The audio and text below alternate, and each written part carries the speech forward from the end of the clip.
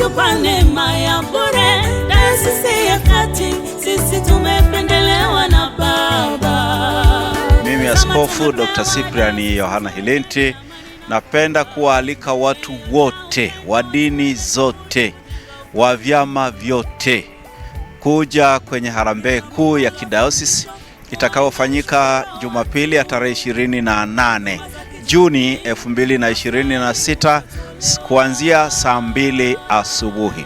Harambee hiyo itafanyika Singida mjini kwenye usharika wa Amani. Katika harambee hiyo tutakuwa na mgeni rasmi Mheshimiwa Dr. Mwigulu Lameck Nchemba, mbunge, waziri mkuu, Jamhuri ya Muungano wa Tanzania.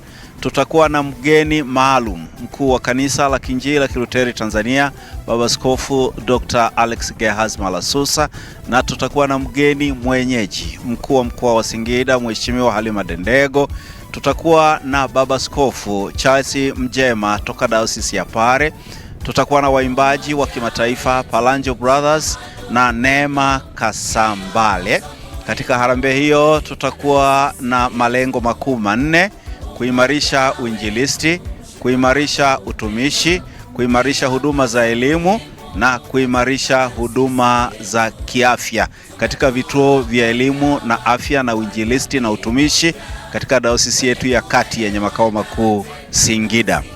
Watu wote mnakaribishwa siku hiyo, na siku hiyo itafana sana. Tunahitaji maombi yako, sadaka yako, uwepo wako.